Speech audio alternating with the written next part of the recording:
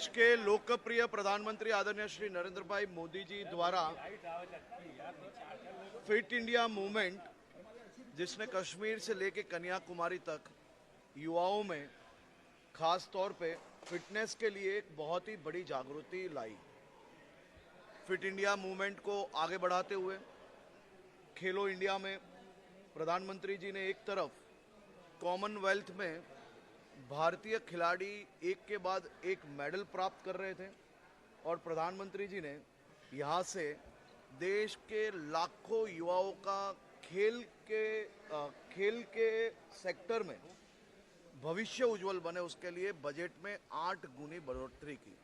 ये अपने आप में एक बहुत बड़ा विषय है। प्रधानमंत्री जी के मार्गदर्शन में देश भर में हर राज्य में स्पोर्ट इंफ्रास्ट्रक्चर का जिस प्रकार से कार्य आगे बढ़ रहा है, और ख़ास तौर पे मैं अहमदाबाद की अगर बात करूं तो अहमदाबाद में पिछले कई सालों से उनके ही मार्गदर्शन में और ख़ास तौर पे मुख्यमंत्री श्री भूपेंद्र भाई पटेल की निगरानी में स्पोर्ट्स इंफ्रास्ट्रक्चर में बहुत ही जल्द एक के बाद एक नए इंफ्रास्ट्रक्चर जो खड़े किए गए, वो केवल गुजरात के खिलाड़ियों तक सीमित नहीं, लेकिन भारत के कोई भी खिलाड़ियों के लिए अहमदाबाद हमेशा के लिए दरवाजे खुले हैं। हमारे वहाँ मेहमान के तौर पे नहीं, एक परिवार के तौर पे ये सभी इंफ्रास्ट्रक्चर ये देश के प्रत्येक युवाओं के लिए है और सभी युवा इसका लाभ ले सकते हैं। अहमदाबाद में 2030 की कॉमनवेल्थ गेम्स का आयोजन होगा।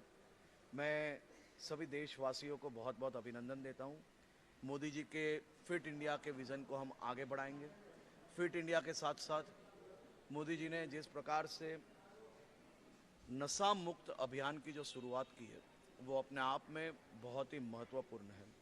मैं मेरे राज्य के सभी युवा साथियों को साथ में लेके नशा मुक्त अभियान को नीचे तक पहुंचाने के लिए मुख्यमंत्री जी के मार्गदर्शन में ये कार्य और तेजी से आगे बढ़ाएंगे।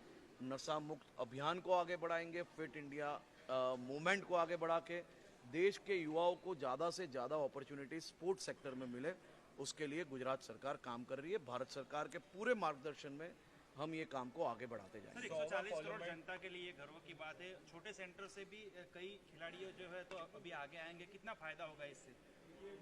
देखिए, हमने देखा कॉमनवेल्थ में जिस प्रकार से छोटे छोटे गांवों से जो खिलाड़ियों में स्किल है, उनको भारत सरकार द्वारा जिस प्रकार से एक प्लेटफॉर्म दिया गया, टॉप्स इंडिया की जो स्कीम है, खेलो भारत की जो स्कीम है, उसके माध्यम से ये सभी प्लेयर्स को इंटरनेशनल लेवल की ट्रेनिंग प्राप्त हुई और वही कारण से और उनकी मेहनत से आज कॉमनवेल्थ में हमने भारत का डंका बजाया। चौथे नंबर पे हमारा स्थान रहा। ये अपने आप में बहुत बड़ी बात है, क्योंकि ये वक्त केवल 10 गेम्स वहाँ की गई थी। हमारी जो गेम्स में सबसे ज़्यादा मेडल्स आते थे, वो गेम्स को कहीं ना कहीं वहाँ पे आयोजन नहीं किए गए थे। ये वो केवल 10 गेमों का आयोजन किया था, फिर भी 39 मेडल। और मुक्केबाजी की अगर मैं बात करूं तो दुनिया ने भारत के मुक्के के पावर देखा है और ख़ास तौर पे भारत की बेटियों ने भारत का तिरंगा और शान से ग्लासगो में लहराया है। मैं मेरी सब बहनों को, देश की बेटियों को अभिनंदन देता हूं और ख़ास तौर पे मोदी जी फिट इंडिया की जो बात कर रहे हैं, वो उन्होंने हमेशा अपने जीवन में उतारा है। हजारों कार्यकर्ता, नेता, सामाजिक एवं उनके साथ संपर्क में आने वाले लोगों ने ये नज़दीक से महसूस किया है। मैं भी उनमें से एक हूँ।